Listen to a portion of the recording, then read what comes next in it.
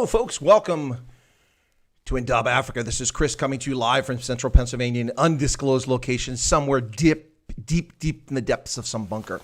That's right, ladies and gentlemen. It's Survivalist Day here on Chris Wyatt Africa. Are you ready for this? We have a treat for you today as you hide out in your bunker. Where are you preppers out? Are you preppers out there? Are you hiding in the hills of Snowdonia somewhere in Wales? Are you somewhere deep in the forest in Ireland? Or maybe you're in the Black Forest in Schwarzwald somewhere in Germany. Wherever you find yourself around the world today, folks, maybe you're in the forest of the eastern part of South Africa where they have timber and they do timber hunting there. Welcome, folks. Welcome into our Survivalist stream for today. I have a special guest on a special feature on Chris Wyatt Africa coming up in just a moment. I do hope that you're prepared. Are you prepped? Are you set? Are we ready? Okay, we're going to get started. But before I move on and bring my guest in, I should point out to you, ladies and gentlemen, that this is real kit. This isn't made up. This is an actual Gore-Tex vest, rain vest from the U.S. Army. Check it out. There you go. There you go. Check it out. Minus one item, and that's identification of rank insignia, which would normally go right there. But you see, I can no longer wear that right there because that would be my colonel rank. There you go. Full colonel, U.S. Army. Can't wear that eagle anymore because I'm retired unless I get called back to active duty. All right, folks. So here we go. All right, we're going to bring in our guest. Our guest today is Dabble Smith, and I'm going to welcome him into the stream right now. And it's getting kind of warm in this kit here in the bunker. I'm kind of overheating here, so I'm going to take that down in a moment. But let me get Dabble back in here. There we go. All right. And make sure I didn't push the remove button. He should be joining us any moment. There he comes. He's coming up now. Dabble, how you doing? Hey, everybody. Welcome to the stream. I'm glad that you made it here today, and it's good to speak to you, Chris. So did I get kitted up correctly? Have I got the right kit? That is excellent. Absolutely. I really enjoy that. That's great. I didn't bring any firearms with me, but I'm sure we can survive that shortcoming. Anyway, all right. So Dabble, welcome in. We're going to talk today about survivalist and survivalism and maybe a little prepper stuff. How to prepare for the zombie apocalypse. How to be prepared for disaster response. Really disaster preparedness. All these terms which people toss about, and not everybody knows. Hang on, let's see if I can keep my hair looking decent. Okay, not too bad, but I was prepared, ladies and gentlemen, just in case. So here we go. There we go. Just make sure you got to be sexy on air. Oh, are we on now? Sorry, Dabble, are we on the air? Sorry.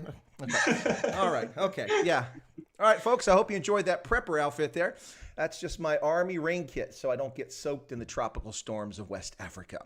All right, Dabble, can you tell us a little bit about yourself so the audience knows you? You are the Citizen Guardian on YouTube. We see you a lot there. So tell us a little bit about yourself.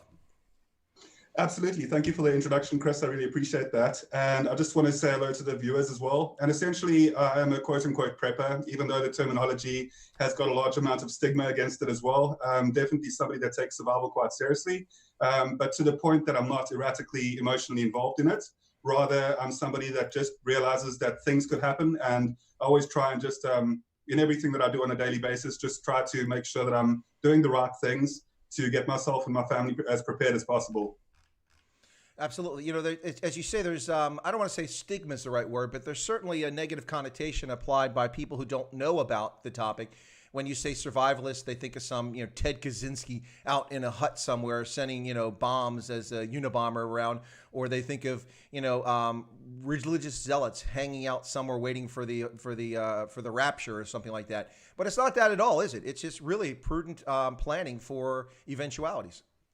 Absolutely. And also considering with what's been happening in 2020, the large amount of people that used to be more against preparation in itself have, fortunately, because of 2020 and the global pandemic, there have been a lot of people who have seen the value of it as well and understood that it's something that is necessary.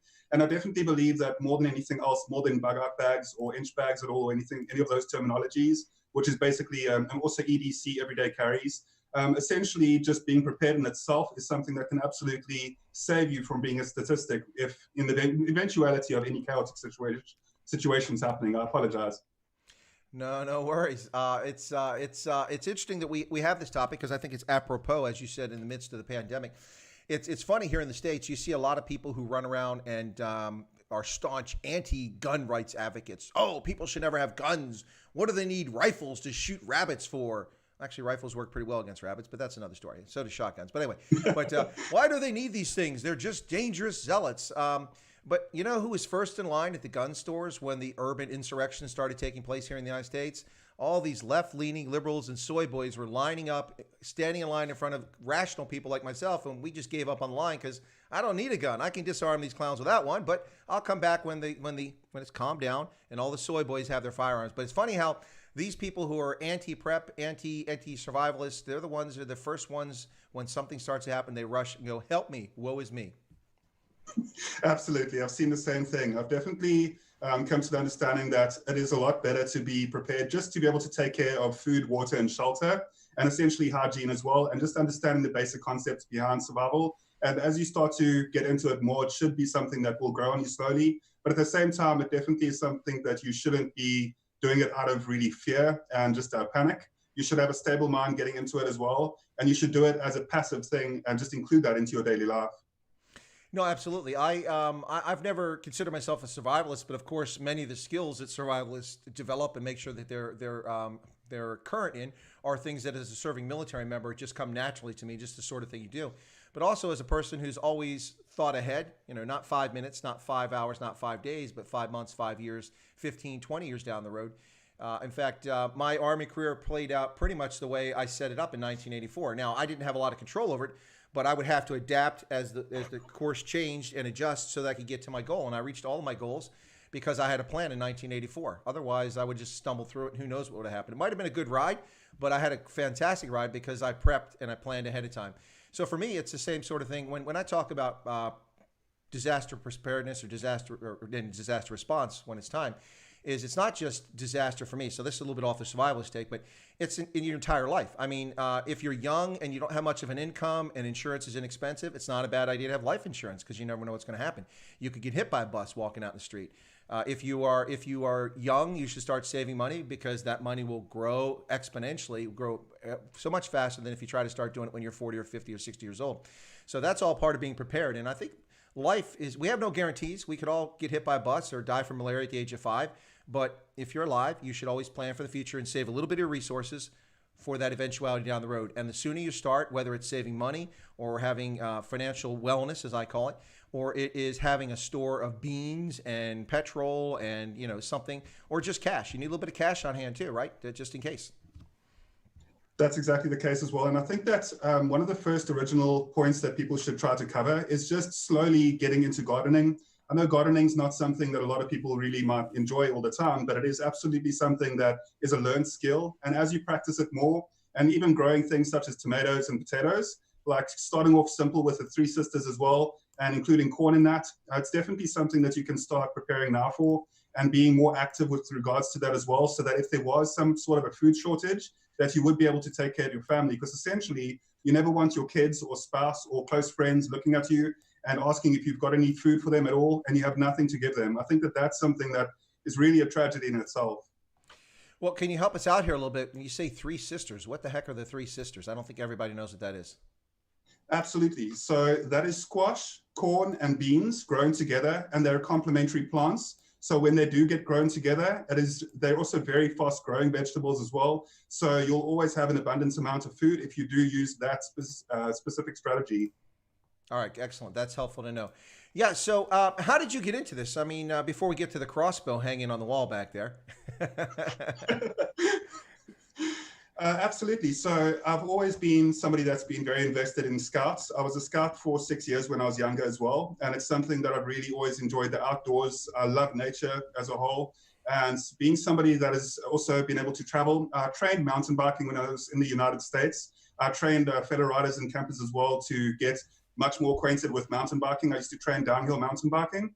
And essentially with the survival skills that I've learned from being an outdoorsman as well, if you just put into the equation of what's been happening throughout this country and also on a global scale, you start to see that if we just take a moment to notice what's happened in history, we don't want the same repetition of history to occur and for us to not be prepared in any way.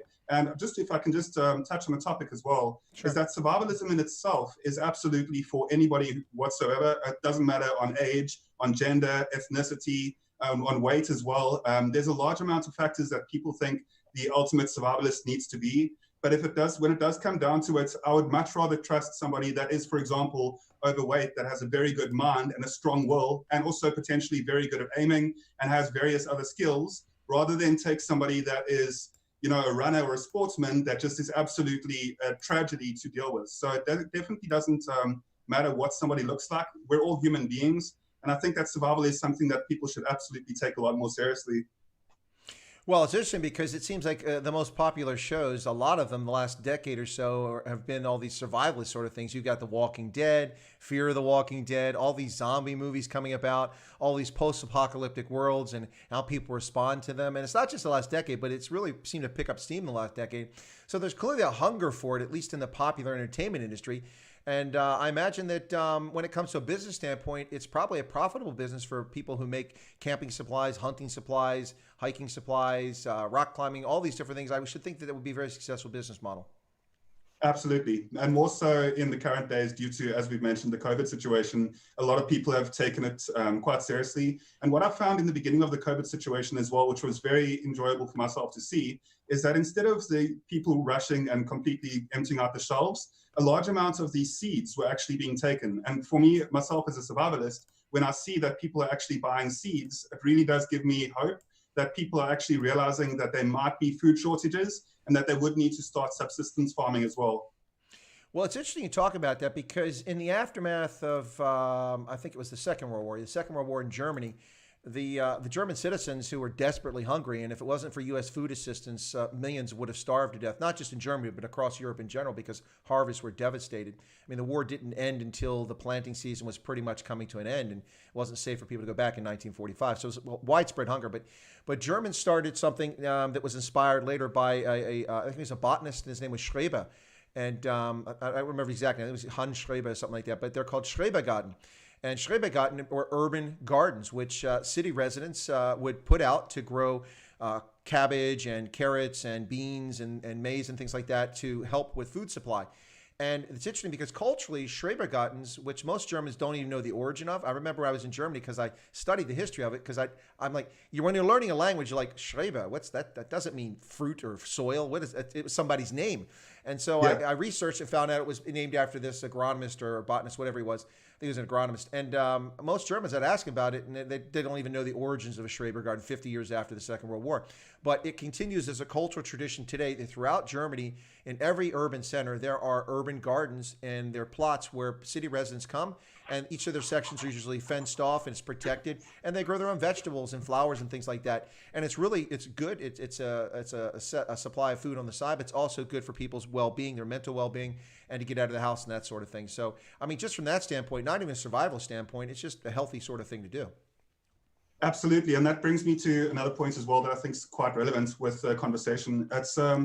It's funny how once you become a little bit more survival orientated, and that doesn't mean that outwardly you need to, dress like Rambo all the time. Like there's no need for that. But I definitely think that it's something that will instill people with a large amount more confidence, and they'll be able to eradicate the fears and anxiety that they could currently be experiencing if they were to become a lot more of a survivalist. And the problem is that I see a lot of the people orientating towards is they'll be complaintive about where they're staying or their political structure, but yet they won't practice anything that actually assists them if things had to go completely off the rails. So I think that that's something that also comes up with that. Just if I can touch on that for a moment with normalcy bias. Normalcy bias is a term that I think is very important. It's essentially the fact that a large amount of people will resist the idea of being a survivalist in general. So I think that that's quite interesting. Yeah, there's some interesting comments here in the chat. Nigel said, "Greetings, animals. Be careful. There's a hunter in our group." I think you might have noticed the crossbow behind you there, or maybe it was my cosplay. I think so. Not sure what it was. And then Chad said something about he's a survivalist. He's married. Ooh. Yeah, that's not going to go over well. Let's hope your spouse is not watching this. Anyway, and then I think it was Swarm G said that in the Netherlands, people also grow gardens. Yeah, it's the same sort of thing. It's widespread in Western Europe, but it really became a big deal in Germany and after the war. And so it's just prudent sort of thing. But anyway, so back to this. So you started, I mean, when did you develop this mindset? I mean, we started to talk about when you first started getting into survivalism. Is it? So yeah, absolutely. Go ahead. Sorry. No, no. Is it? Did you think about it as a kid, or is it something that you're looking around, you going, "Oh man, this is dangerous here," or you just were? You mentioned you were in the outdoors, and maybe that played a role in it. Absolutely. So being somebody that has always enjoyed hiking and being outdoors as well, and I also love canoeing, motocross, just in general, anything to do with outdoors has always been something that I've really enjoyed. And seeing just through the life that I've had already, I've seen the great sides, the good sides, and the bad sides to people. And in most situations where the grid goes down or something, it's actually people that are the biggest threat in some ways. But at the same time, you really won't get anywhere if you have the mentality of lone wolfing, which is essentially being able to go out there and like go into the bush by yourself and last in that way. Community is absolutely the most important part of survival, which is quite strange because you're learning and there's so much knowledge at people's disposal as well due to the internet. So it definitely does come down to the situations that I was experiencing and seeing that there have been, and also a little bit of studying into history and seeing what has happened to people in the past, and just making sure that I don't want that same situation to occur to my family when I'm unable to assist them. No, it makes sense. But listen, some people, come on, let's be serious about this. Some people think that this is something for nutters, right? I mean, that's a lot of people have that perception, and it isn't helped by Hollywood. I mean, in the 1999 film Blast from the Past, Brendan Fraser plays a young man who spent his entire life in an underground bunker because his father thought that the Soviets had nuked the United States when he was born. So they descended into their bunker only to discover the new world and a lovely young Alicia Silverstone and experiencing all sorts of things not from the 1950s. But I mean, that's not what it's about. I mean, we don't have to have a bunker to be a survivalist, to be prepared, do we? It's pretty much exactly that. You don't really need to do, that's macro scale preparedness. There's a difference between macro scale preparedness and micro scale preparedness. Essentially, what anybody can do if they feel that they're like very far from being a survivalist themselves is just start looking at like small kits that can essentially help them out when it does come to water and food. And it's always the fact that knowledge is so much more important. If you understand how to do certain things with regards to survival and how to attain water, how to procure food in the wilderness as well, it's the knowledge that nobody can ever take away from you that is so much more valuable than building the inch bags. I'm sure that behind you, you may see that I've got quite a large hiking bag over there as well. I know it's a little bit hard to see because you're only really seeing the top of it. And now that itself is an inch bag. It's an acronym for I'm never coming home. And essentially what that means is that if things were to get really out of hand, then you would be able to look after the people that are around you using the technology that's in that. So there's cordage. The 5 C's of survival are quite important. It's cutting, cordage, container, combustion, and cover. And that's by David Canterbury. So the 5 C's of survival as well, taking those into account, and then also building an heirloom seed vault. So I hope that people can just understand that, when it does come down to certain things, that it is unfortunate that there is that stigma that exists, as you said earlier, but it's really does come down to somebody like myself. I'm a very hard worker. I want the society to be as, positive as much as possible, but it is definitely something that is just something that pertains all the time. Sorry about that. No, that's fine. So that's a fascinating acronym you just shared with us, which I think a lot of people never heard. An inch bag. I'm never coming home again. That's a scary thought. Yeah, and it is, to be honest with you as well, that's the last resort. Bugging out isn't something that you really want to do. Sheltering in place, which is making sure that you have enough food and vegetables growing in your own backyard, that you can actually survive for a longer term in your home as well. But then you also got to look into security and how to make sure that your home is a lot more secure. And one of the biggest tips of that is just having small dogs that can keep you alert so that you're able to act, and then also having good lighting. No, that's a good point. And also, I would suggest this is having an alternate source of power for the lighting, whether it's solar or it's even hand crank, a bicycle. I mean, in a pinch, if you have that, to charge batteries, because you can't count on commercial supply of power, particularly if like there's a electromagnetic pulse that wipes out all of our electronics. You're going to have a real problem. But if you have sources of lighting that aren't connected to the grid, if you have something like that, or if you have an unreliable power supply because the power station is out or taken down or the lines are toppled or something like that, then you have a backup for it. It's critically important. I think one of the nicest things that came about about 20 years ago, was the hand cranked batteries on these AM radios. And so we would crank it, and we deliver those all over West Africa so that sheep herders and goat herders had access to market news. But those are nice kind of survivalist and emergency preparedness sort of thing. Absolutely. There's technology at the moment. There are solar banks that you can get as well. So you get little solar devices. I don't want to give any specific company branding out or anything like that, but there's a large amount of solar banks that are out there that can charge your cell phone just off the use of the sun. And there's also you get solar watches. There's pretty much a large amount of devices out there at the moment. The headlamp that I use as well also has a solar generator power on it as well. So there's so much utility that you can just get out of the sun with modern technology taken into account. Yeah, here in the U.S., there's, excuse me, frog I'm trying to get rid of here, but here in the U.S., we've got quite a big market for these sort of things. We've got LL Bean, which is an outdoor place. I mean, not really designed for preppers or survivalists, but by nature, the things that they offer are just the kind of things you're looking for. So LL Bean is a major private company based in Maine, known all over the United States.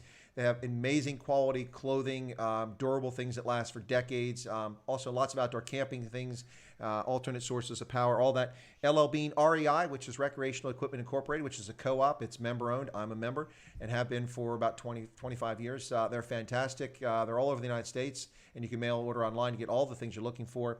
And then, of course, Bass Pro Shops, which people think of as an outdoor sportsman shop, which it is, but you can find all kinds of useful things that help you with carabiners and canteens and cooking stoves and things like that. So if you're talking about micro and macro level, yes, there's obviously different levels in between. I guess the way you approach this is what works best for you as the individual and for your family and what you're trying to do. And I suppose over time you could go from being a micro to the macro, just taking it all the way.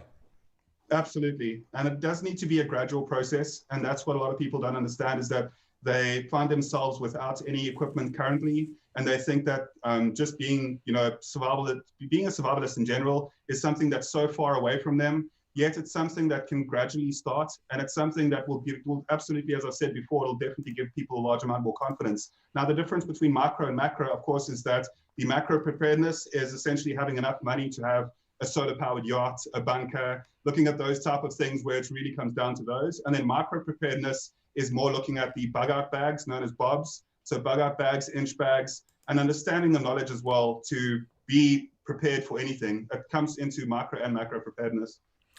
Well, listen, I got to say, you survivalists are as bad as the Army. You got acronyms for everything. Inch, BOBs, come on. So, without favoring or endorsing any brand, are there any major names of? Are there any major national chains in South Africa where people could go for these sorts of goods? I mean, obviously, you don't go to Total Sports. That's not going to meet your needs. The Sportsman's Warehouse, surprisingly, within South Africa, actually has a vast amount of hiking gear, and you can start looking at those. And then there's also the Outdoor Warehouse shop that's locally, where they locally have a large amount of supplies as well. So Outdoor Warehouse throughout South Africa is an incredibly good shop for being able to attain some of the items that you're needing. And then obviously, if you look at the spectrum of things at the moment, essentially there's a large amount of use within budget preparedness. So you could essentially gather a bug-out bag without it costing you a large amount. And there's a large amount of content on YouTube about that. Well, at this point, like right now, I'd like to just take a moment there, Dabble, and pause for a second, just so we make it clear for folks. Ladies and gentlemen, this is not Sightlanders. We're not predicting the apocalypse. This broadcast today is not coming to you because we expect some sort of uprising or attack somewhere. This is simply bringing a public service to people to talk about an important issue, one that if you follow the mindset of a survivalist and or a prepper or someone who's just prepared for disaster response or disaster preparedness, then you are planning ahead. And that's the reason for today's stream. I just want to make sure, I don't want anybody coming going, oh my God, what happened? Did the Eastern Cape go up in flames? No, that's not what happened. We're just talking about this topic because people who plan things, they plan all the time. They always have contingencies, as we say in the military, branches and sequels for which way. If this happens, it's kind of like a computer program. If this, then that. If then statement. So I think that's an important distinction. I just want to share that real quick, Dal. I don't want anybody coming going, oh, what happened? Because yesterday Beirut blew up. Remember that. So keep that in mind. Of course, and that also brings me to the point of that as well. I won't go too much into that, and my heart goes out to the people to the human beings as well that have suffered through that. It's a terrible tragedy for the earth in general. And I think that when there's a large amount of life that's lost like that, that's bad for anybody. And I just think that in those type of situations, another friend of mine released a video today that was called, What Would You Do in that specific situation? And now, unfortunately, for the people that do stay there, they were unaware if it was going to be a military attack or not.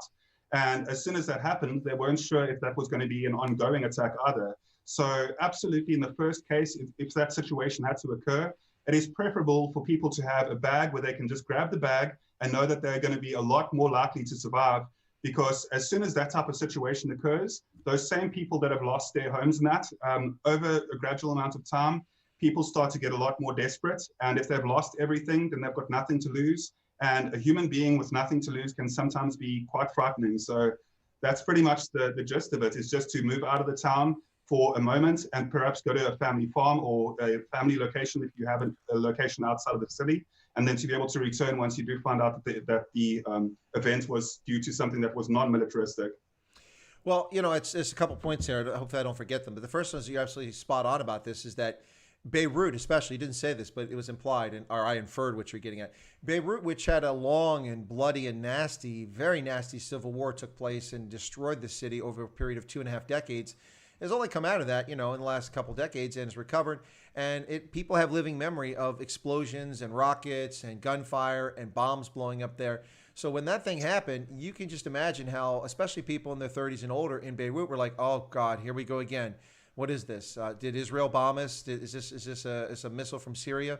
So that's one. I think that's an absolutely important point to point out. I mean, but the other piece I just want to say is that at least people like that had experienced those things. So even though they didn't know what this was, they knew how to take action. One of the videos I showed you yesterday that people shared, these people began to immediately descend the stairwell, didn't go for an elevator. They went down the stairwell when they saw this first explosion go, trying to get to ground to make sure they weren't trapped in a building that could collapse on them. Excellent, brilliant response to that sort of thing, and they kept themselves out of the line of fire, not knowing what was going on.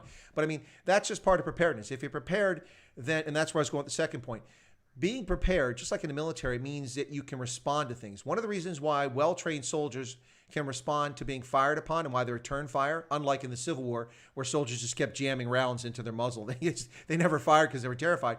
But now in the modern military, where we get lots of marksmanship training, we exercise all the time, it's like muscle memory. When an event happens, you may be startled by it for momentarily, but you respond quickly because you're trained and it's actions on contact. And that's a military phrase, but I think actions on contact is an apropos term to use for being a survivalist or being a prepper or being prepared for disaster. What do you think of that? Absolutely. And I know that there's so much information as well that you'd be able to provide for me, even somebody that's, because I've been into preparedness now for the last 15 years, 10 to 15 years, but I can absolutely know for certain that there's so much information as well from yourself and your experience within the military as well, that it'd absolutely be beneficial to a survival type of situation. I absolutely concur with you. I read on the side that Chad notes, perhaps a question for Citizen Guardian as a survivalist, should one make part of their skill sets the ability to kill to survive? Killing for food is no easy obstacle to overcome. If you may answer that quickly, is that all right? Yeah, please do. I was about to get to that and another one after, but you take that one. Absolutely. So for Chad, just building an heirloom seed vault and understanding what a plant needs essentially, which is why I said that like gardening in the beginning can be a very good first step. Understanding the difference between non-heirloom seeds and heirloom seeds is very important, because what you can do with heirloom seeds essentially is continue the generational crop so that your seeds, your regular seeds that are bought at the store, will only yield fruit or vegetables once. So building an heirloom seed vault that you can have food for an extended amount of time is very important. However, food is not always the most important thing. You can survive roughly 3 weeks without it, but you do need to take it into account. But my honest emphasis would always be on water, as having water, you really can't go for too long without water. It's up to about 7 days, and then you really, what will happen with your body is you'll start to become dehydrated, and all the other actions that you need to do to basically stay alive and to stay as well as possible will become that much harder once you do become dehydrated. And once you do have access to water, it is best to take smaller sips. If you are very dehydrated, whatever you do, don't take large gulps of water because your body can reject that. So water is definitely something that we should focus on as well. I hope that helped a bit, Chad. No, I think that probably did, but there's lots of ways to slice this. But for me, I always look at it this way: when something happens, whether it's a shooter on a site, someone's that sort of thing, or it's an insurrection. Suddenly, people are shooting in your neighborhood or tearing up your neighborhood, or there's a disaster. For me, the three things are: first, wherever you're at, you need to get to safety. That's job one. whatever safety may be, get to safety. Number two, you're going to want to, once you've got safety, you're going to want to try to find shelter. Safety and shelter aren't the same thing. Safety can be a ravine, it can be a culvert, it can be a mountain redoubt, it can be all sorts of things. That's safety. You got to be safe first. Let the danger pass over you or around you or whatever it is, and then from there, get shelter, because you're going to have to get out of the elements, and then you're going to have to get water. Because you said you cannot go long without water. You already start to feel the effects of dehydration within 48 hours. Severe dehydration comes later, but people already start to have cognitive challenges, particularly if they don't have a history of being well hydrated to begin with. They start to notice it pretty quickly as their system dries out. We can't go for long. Our body is made up primarily of water. We don't look like it, but most of our body by volume is actually water. So you're literally shrinking and eating yourself away when you're not getting that fluid. And clean water is critical. Otherwise, you get all kinds of gastrointestinal problems, and you get dysentery and all, and then your problems are exacerbated. So Absolutely. water is not water is not water. So learning about water cleanliness and how to clean water is a critically important skill. And these days, it's handy because you can buy lots of kits in which you can pour unsanitary water into it and have filters and such, and it becomes safe to drink. So do you use those? Are you familiar with those? Absolutely. So water filtration devices are definitely something that are absolutely useful. The only problem with water filtration devices, there's two big brands out there. There's Sawyer Mini water filtration systems, which are really good. And if you can, and if you've got the capability to invest in one, I would absolutely get those. I actually had to have one shipped down from Johannesburg down to where I am. And essentially, water filtration systems are really good, but they do tend to clog with extended use. So you want to have a syringe so that you can back out that any of the ground that's within that water filtration device, that you can still use that repetitively. You also want to try and boil the water and filter it regularly via a cloth before using the water filter, because you'll get a large amount more use out of that once you have boiled the water originally before that. And so, yeah, I'm absolutely familiar with water filtration devices, and they're excellent. No, critically important skill. I'm going to take a moment here for a little housekeeping. Ladies and gentlemen, you're listening to Chris Wyatt Africa on the Indaba Africa channel here on YouTube. Special feature today on Wednesday, August 5th, 2020. My guest is Dabble Smith, who is a survivalist, and we're talking about survivalism and preppers and disaster preparedness, that sort of thing, and covering a host of different topics. And so if you've got any questions in the chat, feel free to ask them. We'll do our best to get to it. If you do a super chat, we might get to it faster. Just saying. But seriously, so Dabble, back to this topic here at hand. Do you now, in your level of survivalism, you've got a crossbow behind you? Let's talk about the crossbow. I want to talk about your crossbow. I've been seeing it hanging there the whole time. All right, let's talk about the crossbow. That looks pretty awesome from here. I take it you're proficient in its use, and do you use it for sportsmanship, or do you use it for hunting, or both? I'm from a family of licensed hunters as well. So our family I do come from a background of that, and that's quite efficient. And I mostly, with any device that you're using to either defend yourself or to hunt with, you just staying in practice is something that's very important, because you'll absolutely lose the usefulness of whatever you're using if you don't constantly practice that. And you'll also be able to see exactly how to maintain that. Now, the Seawolf as well that I've got behind me, that crossbow, it's a very straightforward and down-to-earth crossbow as well. So if you just understand the mechanism of that, and I try to practice at least twice a month, 3 times a month, just to keep that fluidity as well of my training. And then through that as well, I usually do target practicing.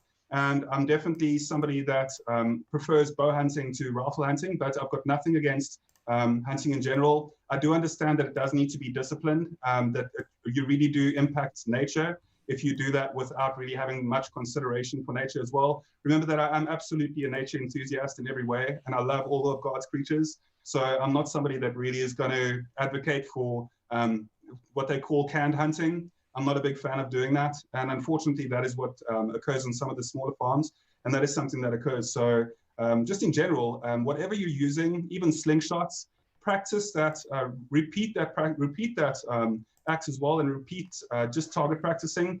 And once you are able to do so, you'll be a lot more confident when it does come down to using that. So with that crossbow, it's I call her Old Lucky. She's because I really have had some surprisingly lucky shots with her already. So yeah, that's definitely something that I'm quite passionate about. There's a couple comments from the chat. Kilometers per hour said that have a place outside your area where you can meet up with your family if circumstances are appropriate. No, I think that's absolutely important, and not to overdo it, but of course this is the military officer in me and the planning coming out. But I have what we call rally points. I have rally points established northwest, east, and south of where my current location is, where I live at. And they're all within a certain distance, so that if I'm out and about and I have family and I'm concerned, and say our village comes under attack, or it's up in flames, you can't get there, you have a place where you can meet up. And you got to make sure it's a place where not everybody's going to meet up. Otherwise, you have congestion and you never find anybody. So the local shopping mall, not a good rally point. I'm just saying.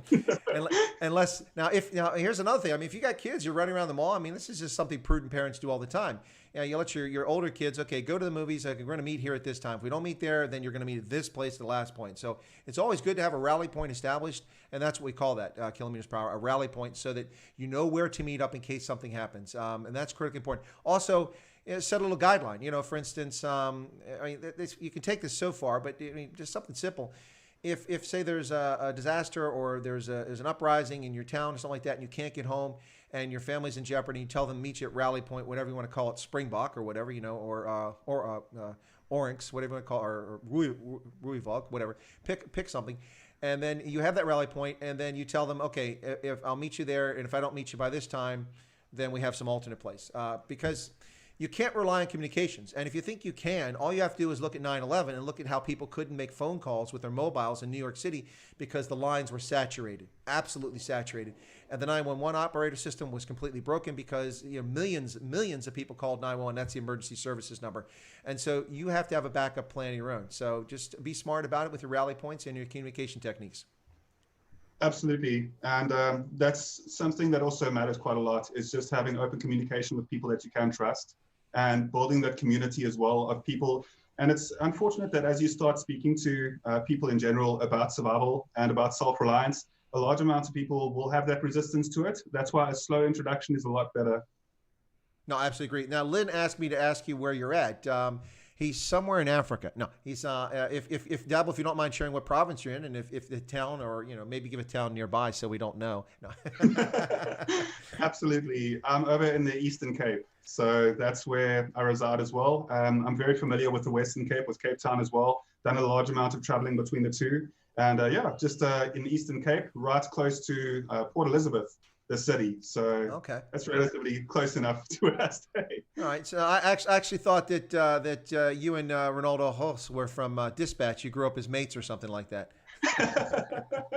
No, plenty of respect and kudos to Ronaldo for shedding light on topics that a large amount of people don't. And I was fortunate enough to run into him just before the lockdown started at Warmer Park, and he was doing signing there for his radio show. And I'm a big supporter of Ronaldo. I definitely think that he's got a large amount of intellectual topics that he touches on. And I really have been an avid fan of him for a good couple of years now. I don't know if Wakanda is having a go here in the chat, or he's serious, saying that, people who don't wash, don't bathe, don't get sick. Because somebody said something about chemicals. You don't have to use chemical shampoo to take a bath, but you should bathe. You see people who don't bathe, they have lots of blackheads and pimples and things growing on their body. So I wouldn't recommend not bathing unless you don't have an option, folks.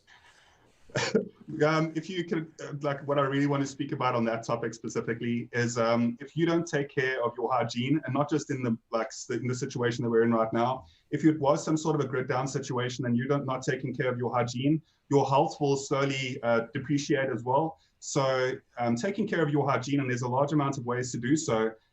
Using ash and water to make a toothpaste, for example, learning how to make your own lye soap.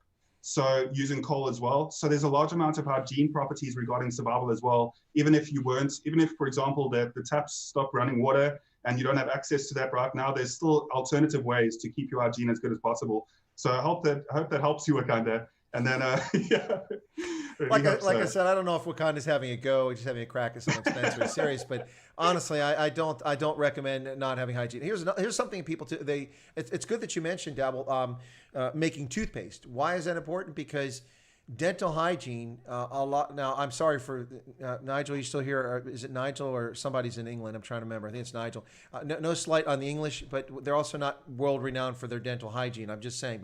But dental hygiene is critically important. I mean, one of the leading causes of illness, in fact, is poor dental hygiene. People get sick from dental hygiene. It leads to heart disease and many other things, and it causes all kinds of problems. Not to mention the agonizing pain you can get if you have an abscess or if you have rotten teeth. So you have to take care of your teeth, and it's an important hygienic skill that not enough parents inculcate in their children, and I think that's unfortunate. Absolutely. I completely agree to that. And that's why hygiene is definitely one of the factors that I addressed on a recently uploaded video of mine. Hygiene is one of the core components. I would honestly say that food, taking care of food, and water obviously as well, food, water, shelter, hygiene, and community are very important. And then if you understand the amount of information that's out there as well that you can learn, and if you put that into practice and put that into regular practice, you'll be surprised how much you can actually gain regarding that. And it is unfortunate about that whole prepper, the stigma, because trust me, I've definitely encountered that. So let me do a little rundown here. Excuse me. So when this lockdown got legs, because here in York County, Pennsylvania, we went on lockdown the day after South Africa did. Ours wasn't as draconian, but it also had a lockdown on we couldn't have alcohol at the time, and there were no masks, and then we came up with that. But it wasn't as bad as South Africa, but we've pretty much been on lockdown since then, with the level being raised and lowered. So we're kind of in sympathy with folks in South Africa. But when that happened in March, as I recall, I wasn't particularly concerned, not about the pandemic and the virus, but about, stores of things. I can go into my basement and I've got metal shelves that I keep down there that are full of beans and full of paper products, hygienic products, cleaning solutions. People running around can't buy Purell. Well, this Purell is probably 4 years old. I'm using it now because it's the oldest in my stock before it expires. Although Excellent. It says expires in July 2021. So I'm using the oldest of my stock and working my way down the list. But I have that because I didn't go out and buy cases of it and spend all my money. So I couldn't buy smokes and booze. No, I'm just kidding. But, well, no, you get my point. A lot of people, they don't plan. Then they got to go buy all this stuff. They have no money for anything else. So I bought a little bit of this, a little bit now, a little bit later, and just buy. It's kind of like my car. People are like, so you do maintenance of the car? I said, yeah. And every month I set aside a certain amount of money so that when it's time, in case something happens, my engine goes out or transmission, I have some money set aside for car maintenance. People are like, well, that's kind of smart. Yes, but most people don't plan that way. And it's the same way when it comes to preparing and having resource in hand. So as I was saying, when this thing struck, other than not having a freezer in my garage, which I didn't have intentionally and I was going to buy this year, I got one now, but I was going to buy, that's about the only thing I was lacking. I had a full tank of petrol in my car, had all the resources I need. I had whatever emergency cash, hidden in a mayonnaise jar somewhere in my yard. So good luck digging that up. No, but, but seriously, Dabble, I mean, I would imagine you probably had some supplies on hand when this thing started. Absolutely. And it prevented me from being the people that had to as erratically do their shopping on spur of the moment as well. And I'm sure that a large amount of people saw that the shelves started to get a lot lighter. They had a lot less of the regular food that they would usually have. It's not to say that the shelves were completely badly stripped, but and it's exactly what you're saying as well, keeping a rotation of the items that you do have, keeping your bean stocks as well, using that and just having, and as I said as well, it's definitely something that slowly builds upon itself.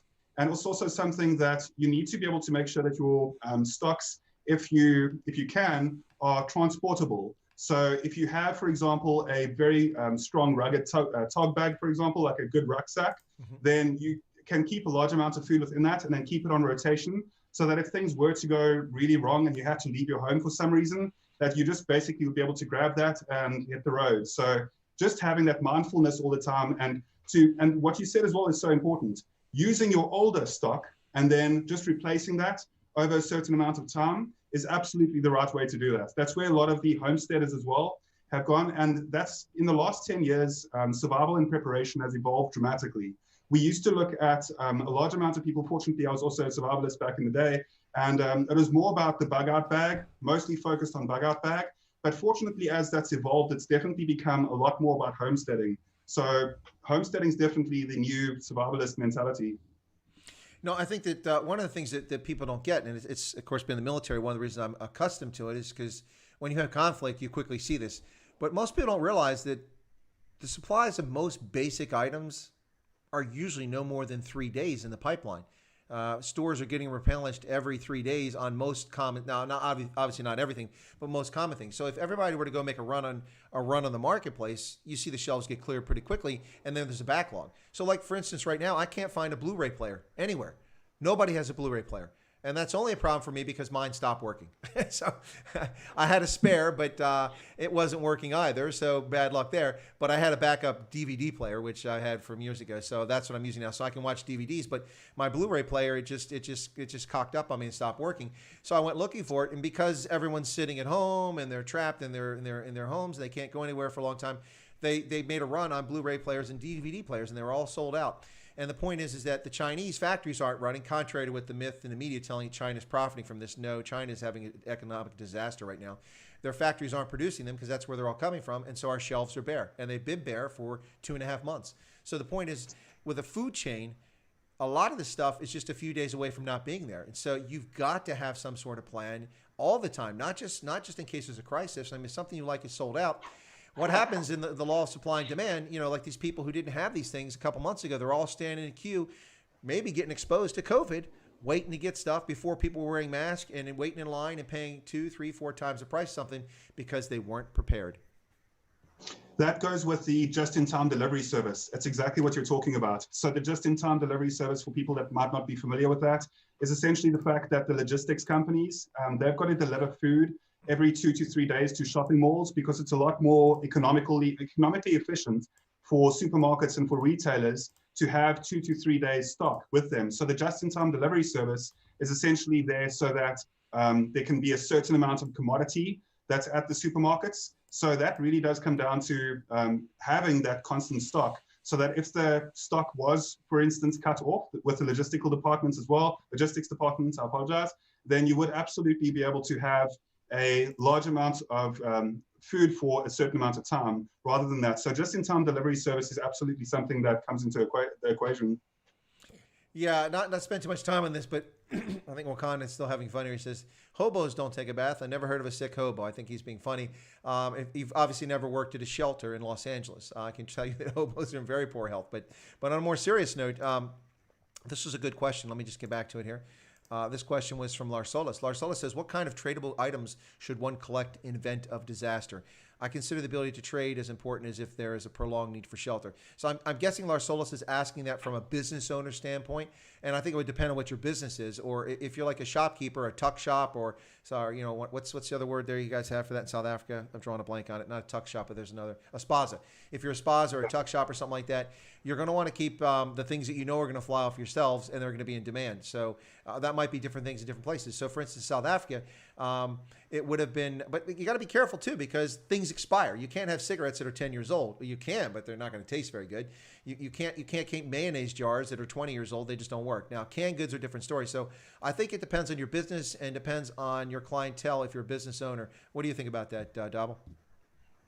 Well, it really does come down to, and this is quite a big problem as well that a lot of people face. And when they do encounter that, the best way to have some monetary system as well, if you can't access the banks, is having items that are tradable. They actually make, from raw metals, you can get gold chip cards that you can invest in. And those gold chip cards essentially mean that you could break off one of those and use that as a bartering item. So you actually get gold-plated cards as well, and gold sheets of metal, sheets that you can break off and use as bartering items. And of course, having the straightforward, having food when people are desperate is absolutely something that you can barter from. And that's why if you're able to do gardening and you have food and produce that you're busy growing, you can always trade that with a neighbor for a crop that they potentially are growing that you don't have access to. Now, see, this is a case where we're separated by a common language. So now that you've explained it, because you understood what Larsolis is asking, I took it literally for the trade goods as in a business person, but you interpret that correctly as barter, goods for barter. That's what I would have said. So yeah, I think you answered the question correctly, but I think my answer was still useful for a business person. But I think that you've hit it spot on the head. What do you need to barter with? Because cash society will quickly go under, confidence in money may disappear entirely, and it'll be worthless like wheelbarrow loads of Deutschmarks or Reichsmarks back in Germany and then Weimar in the 1920s, or Zimbabwe in the 2000s, where the paper is absolutely worth less than it costs to print it. So yeah, barter goods. I think that's a good point. Thanks for you've interpreted that properly. Okay, it's not an elephant in the room. I don't even know that it's a rhino. A clip springer maybe in the room. But behind you, I see these awesome looking flags, and I do see Old Glory hanging there next to the South African flag. What's that all about? You got both of them hanging up. You're not an American, are you? Well, my sister's been in the United States for 15 years, and I traveled the US when I was in my early 20s teaching mountain biking. And I've always had an affinity for the United States. I'm a little bit of a cartoon fanatic. Like, I love Captain America. Really enjoy like that side of it. And also what the United States stands for is that no matter what you look like, if you're willing to put in the work, then you can absolutely climb the economic ladder. If you're really willing to work hard enough, and it doesn't matter what you look like at all, that you can essentially reach the goals that you put in front of yourself. So the America in general is something that I'm really an absolute fan of. I've always loved the United States, and I work for a US-based company as well. And I've been working for a United States-based company for a very long time. So I've always felt that the United States is close to my heart, as is my home, South Africa. Proudly South African, but I also absolutely see the stripes and the Star-Spangled Banner as something that I really quite close to. Well, listen, Dabo, I have to intervene here. Apparently, you're not keeping up with current events. I'm going to help you out here. So, see, you have to understand that America is a country full of systemic racism. And all white people by nature are racist. And that's why we have domestic abuse. Wait, I'm sorry. I'm confusing it with South Africa. Sorry. But apparently you're not keeping up with the Bravo Lima Mike movement, which is telling us that there's systemic injustice and that no people of color can rise to any heights, and all us old white folks are just racist. I want you to know that. I mean, just if you come to America, wherever you fall, if you're white or non-white, wherever you fall on that spectrum, you need to be fully informed about the racist nature of this society where people are not treated equal, where our Constitution specifically says that people of color can't own property or vote. Yeah, I just thought you should know about that. Absolutely. So if I can touch on that for a moment as well. Speaking about preparedness and also ethnicity, there's a large amount of people that are out there as well. If you guys have a moment, you can look up the Angry Prepper, also another survivalist. But survival crosses all the ethnic boundaries as well. It's definitely not pertaining to any specific gender and race. And being somebody that's a father, I've always seen my child interacting with people in a very positive way, regardless of race. So it's definitely something that is learned over time. And I understand that there are people that have certain bias and stereotypes against certain things.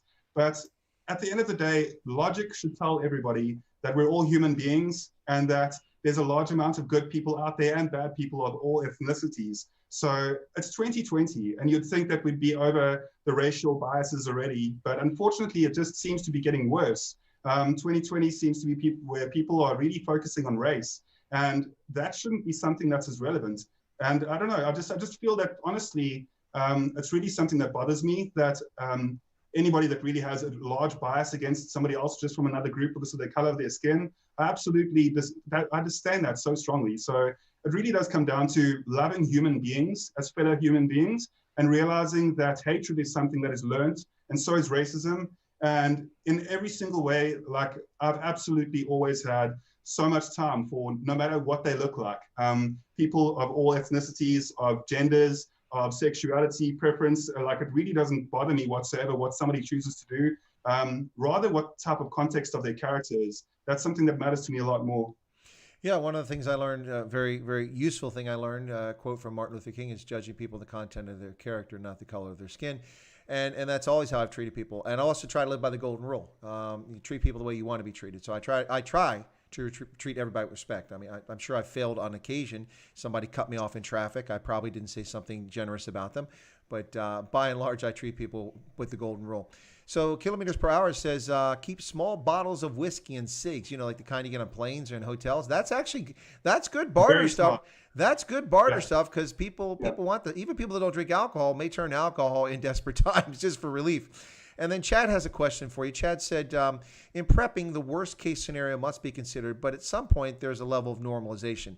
Is there a projected time frame for that? Well, before you answer, Dabble, I would say that it depends on what the circumstances are. I mean, if it's just a riot in your town, it may not go on for days. It may go on for a day or two. If it's a tsunami in northeastern Japan, you're going to be dealing with it for months or years. So I think it depends entirely on what the situation is. But what's your response on that?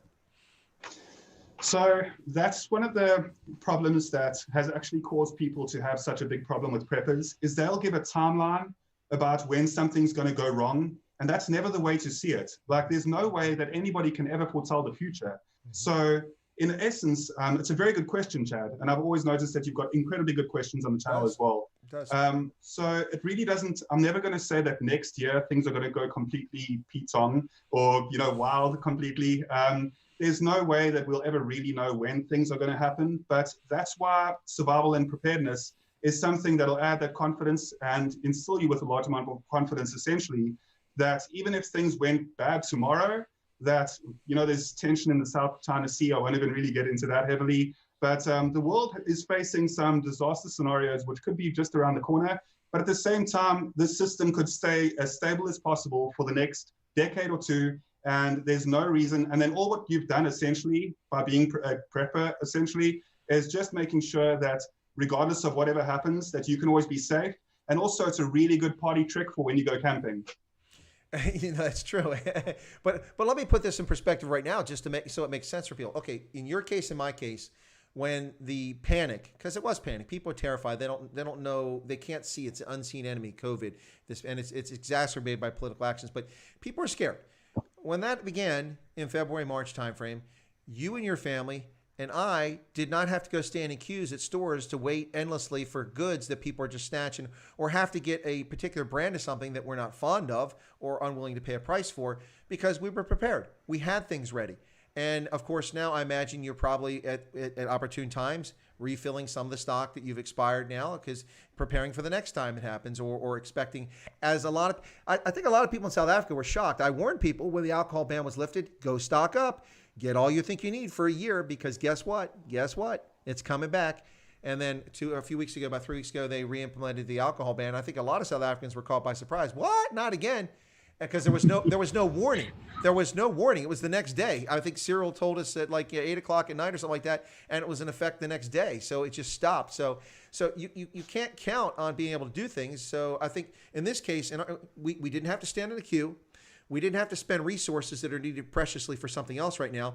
And we didn't have to potentially expose any of our family and loved ones to a virus that we might have gotten in contact from unnecessary contact. So your preparedness and my preparedness served us well right there.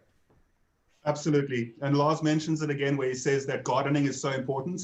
And that's one of the things as well, because then you can essentially go and pick ripe fruit and vegetable out of your garden, which is much more nutritional than having to constantly be on tin foods. Because that really does come down to making sure that you just have at least 2 to 3 months of food at hand, so that, and then constantly rotating it, as we spoke about earlier.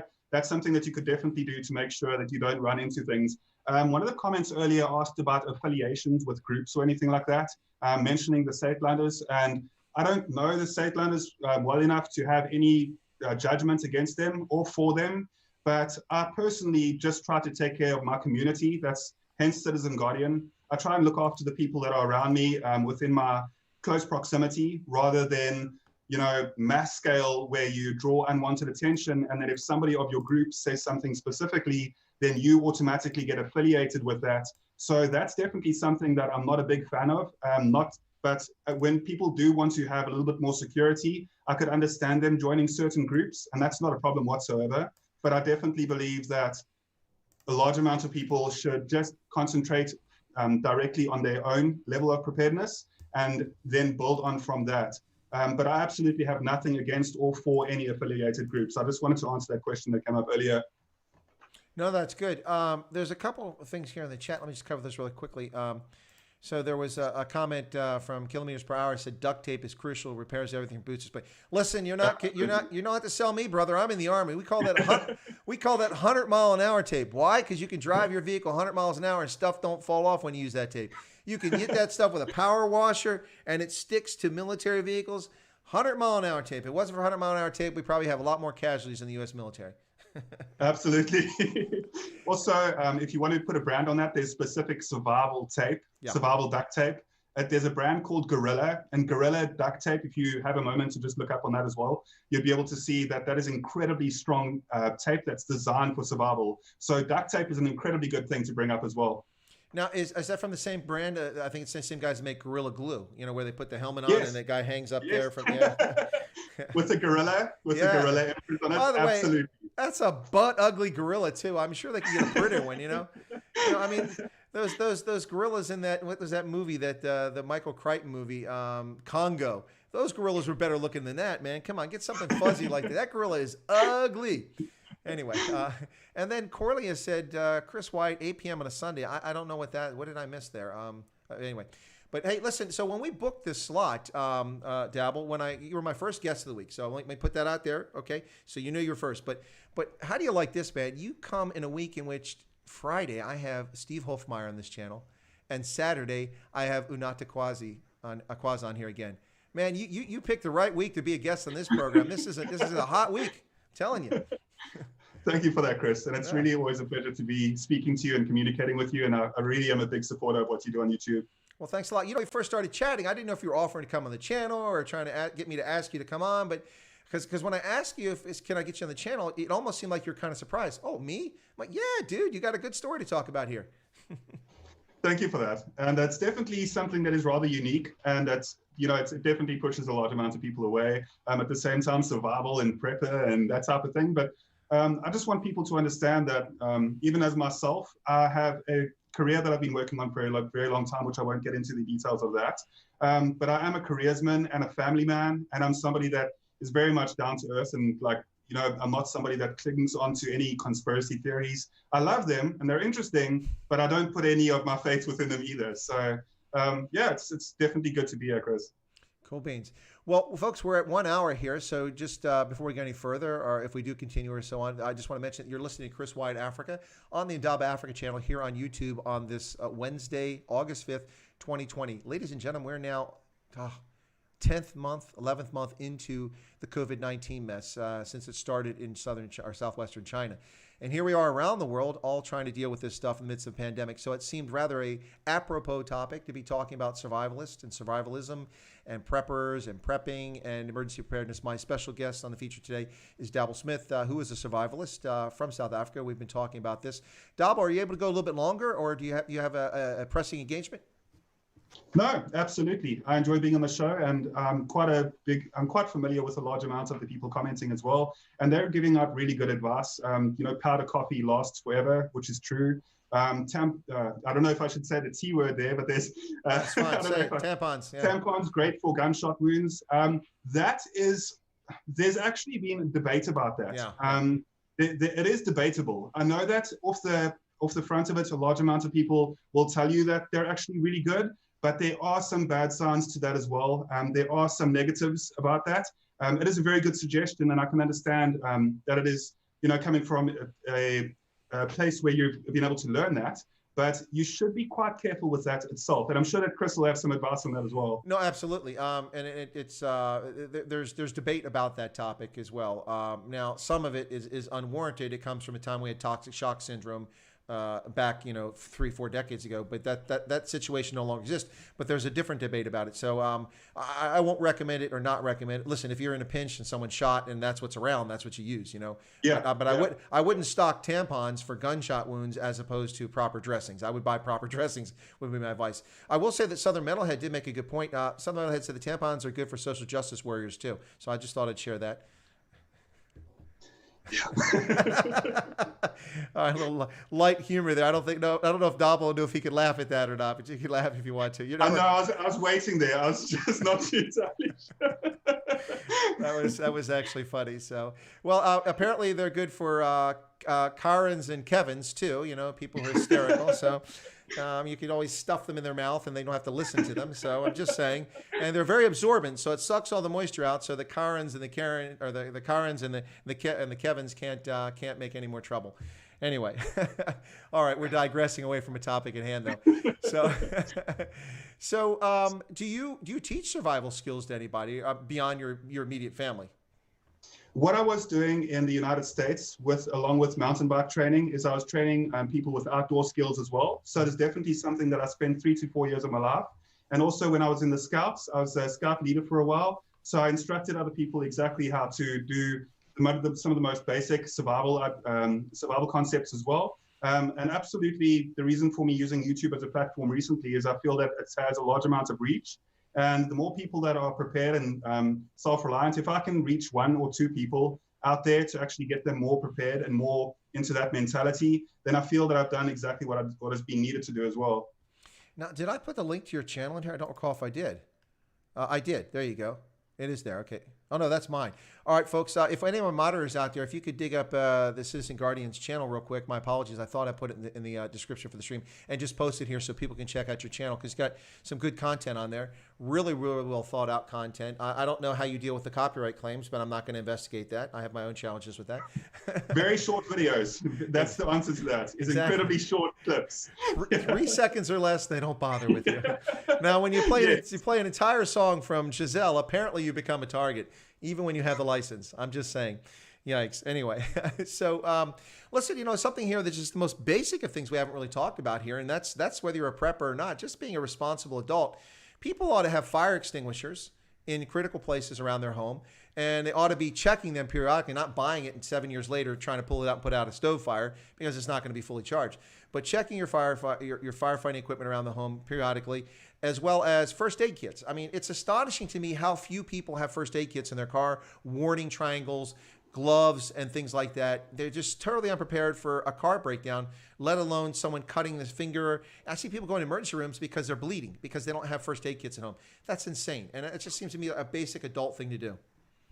Yeah, I'd strongly recommend people, if they do have the opportunity to do so, to take a basic first aid course, even if it was level 1, level 2, level 3, just to do introductory courses for first aid. There's also a large amount of information that you can learn online, but definitely putting it into practice and understanding what that's all about, like what first aid is essentially like one of the most core parts of survival as well. It's just realizing that you can't ever take for granted your health and also injuries. Something that a lot of people might be familiar with already, but a good way of cleaning out water is by cleaning out wounds is by pouring water from a moderate height and allowing the force of that water and the gravity to essentially wash that away and clean that out as well. So try to be familiar with first aid. It is definitely something that could save your life, and you never want to run into a situation where you need it, but you don't have it.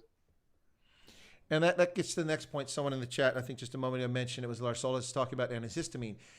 When it comes to prepping or just being responsible, it's always good to have a store of essential medicines or preventative things. So not just first aid, but for instance, if you use or rely on ibuprofen or Tylenol, acetaminophen, or even paracetamol, which is a Southern Africa, UK kind of thing, that stuff doesn't work, not for me.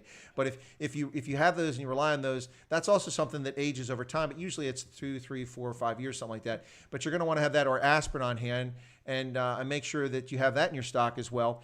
And then you mentioned antihistamine for especially people who have issues with allergies and such, bee stings and things like that. It's always good to have that. Now, when it comes to prescription drugs, if you have prescription drugs, if you can have a spare amount, it never hurts to have them if you have a doctor's prescription to have a backup, because you never know when you're going to see a doctor again or have access to those sort of drugs. And if you rely on them for your good well-being and your health, it's critically important to have a stock of those. Would you agree? Absolutely. I think that that's one of the most important things that you can do, and also looking into alternative medication. I know that there are certain stigmas against that as well, but there is alternative medication that can be found within the wild if you take the time to understand exactly the local plants within your region and look at the medicinal values of those. So that's also very important, is having a stock of antibiotics, and antibiotics are very hard to get as well. It's obviously something that people even use antibiotics for animals, and that's something that in a desperate situation can be of assistance, but it's definitely not something that you first go to. No, absolutely, but it's critical to know those things. There's some places that have really a great number of plants and herbs that have medicinal value. If you look at the Fynbos and in the Western Cape, lots of stuff out there. In fact, we're still discovering a lot of those things that just that maybe the San knew about, the Bushmen knew about, but the rest of us never really did learn about, and even to this day. So it's good to be aware of that stuff. There's lots of guides for this sort of thing. Bookstores can be a helpful source of information on this, don't you think? Absolutely. And if you're wanting to, when you mentioned literature, I've got it right here. So if you can see that small little document there, that small little book, very, very thin book as well. That's the SAS Survival Guide. If there was any literature that I would recommend that you get, it would absolutely be the SAS Survival Guide. You can look for that online and you'll be able to get a copy of that. That'll help you immensely. It goes with me everywhere. Whenever I go into the wilderness, that comes with me regardless. And then there's 2 more things that I just want to show you real quick. So having a good quality compass, this is a diving compass. Very rugged, long lasting as well. And it's really good to have with you at all times and understand exactly how a compass works.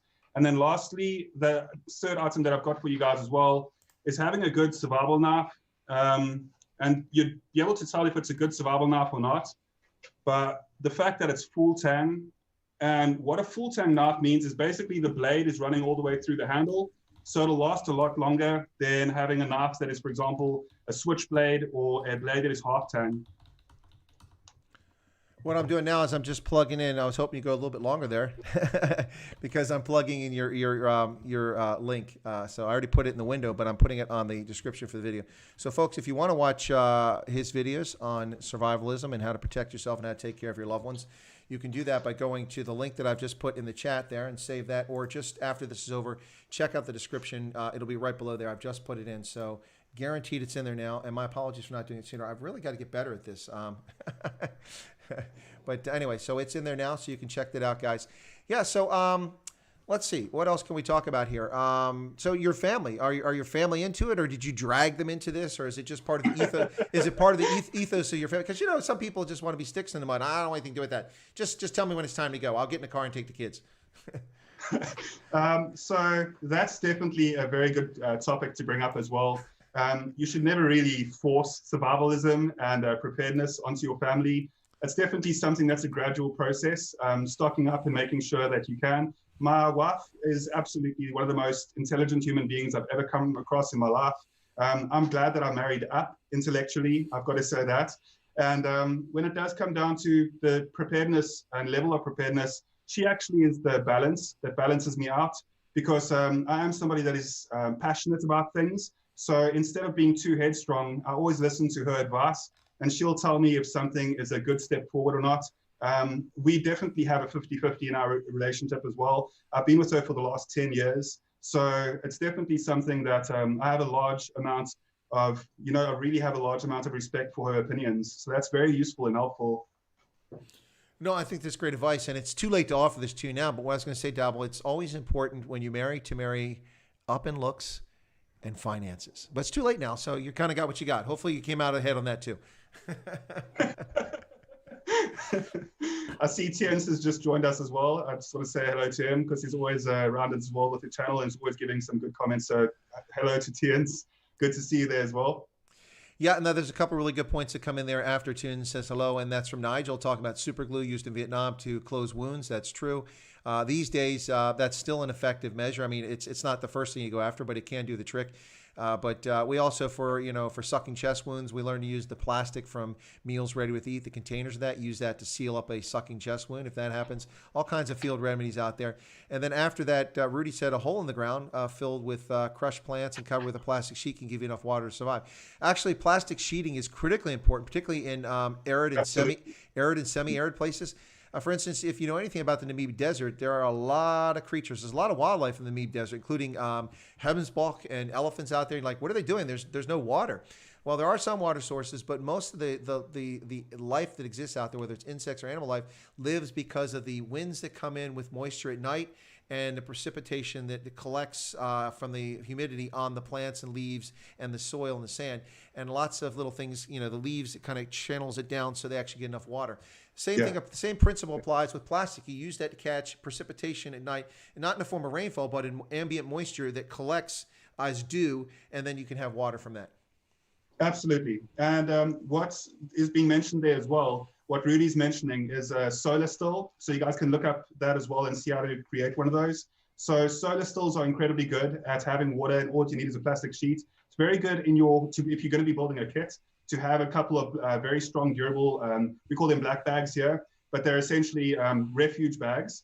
And having those at hand as well is incredibly important. You can also take a plastic bag, wrap it around the branch of a tree in the morning, and during the day, if that tree is non-toxic preferably, and during the day, the condensation from that as well will also make, will essentially be able to have enough drinkable water at the end of the day as well. So solar still is very, very good. Understanding how to do that. And it goes along with everything regarding survival. You've got to keep practicing what you're being. I see Tiens made a funny comment there, I apologize. But yeah, essentially having your skills in practice is absolutely the best way to keep those skills as sharp as possible. I saw Tin's comment there. Okay. All right. Tin's is banned from the chat. No, I'm just kidding. Just kidding. Well, look, I mean, when the game of chess is racist, pretty much everything's racist. So, I mean, you know, Yeah. yeah. Well, yeah, I won't comment on that. Yikes. Okay, Tom is saying that it should be fresh urine. What you guys are talking about urine? I'm not. No, thanks. I'm gonna go with the dew. I'm not gonna resort to urine yet. We can hold off on that. That's the last resort, man. Drinking my urine. Yeah, that's exactly why you should become a little bit more survival orientated, so that you never need to do anything like that. Because Exactly. that's really, there's a great saying from another famous survivalist, Canadian prepper, probably one of the most internationally renowned, where he says that the regular people survive and the preppers thrive. So that's really a good quotation, little stigma that he's got. And essentially that's what that means. Even if you have no equipment, no kit whatsoever, and you go out there, humans are incredibly adaptive, and you're always able to essentially be ingenuitive as well and creative. And you can absolutely find ways to survive just with even if you get yourself, which is the first item I'd always recommend, is getting a good survival knife. So even if you have a good survival knife, you'll be surprised how many people have been able to overcome immense tragedy just by having a good amount of willpower. Willpower and the right mindset. It doesn't matter what somebody looks like to me. It matters what their mindset is, because your mindset will be what gets you through those really bad days as well. So coming down to what you really need, if I had to give you one solid advice besides for the survival knife, it'd just be to have a good mindset and to be helpful and loving to the people that are in your life right now, and to not burn your bridges with people that you currently know, because it's going to be very useful for you to have a strong community that you can absolutely trust if things were to go south. So that's honestly my best point about that. Yeah, and I think it's absolutely important. And I think one thing in all of this is that if you're prepared, if you rehearse, if you practice, if you plan, then you build confidence.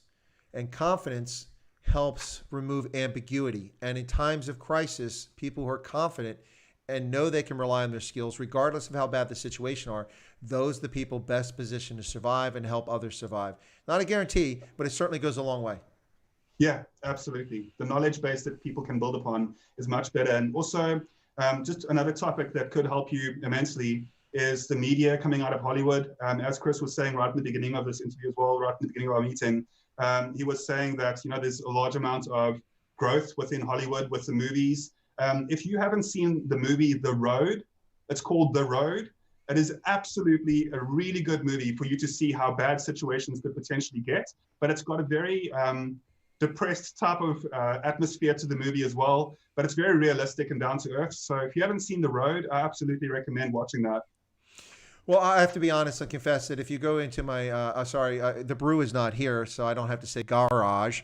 I'll say garage. But if you go into my garage, you'll find on the walls that my entire garage is decked out in where I learned all my survival skills from the original Mad Max. That's right. Oh, yes. Yes. Even though the more recent adaptation isn't really story-driven and just visually explosive, Mad Max is, that's what a lot of survivalists term, like, if things have to become a Mad Max situation, and it gets brought up quite a lot. So I really have a large amount of respect for the older original trio of movies, the Mad Max 1, 2, and 3. Absolutely, like, priceless movies to watch. And also Waterworld. Yeah. Waterworld's another movie that some of us in my generation would absolutely be able to remember. So things could go south very quickly if that had to occur.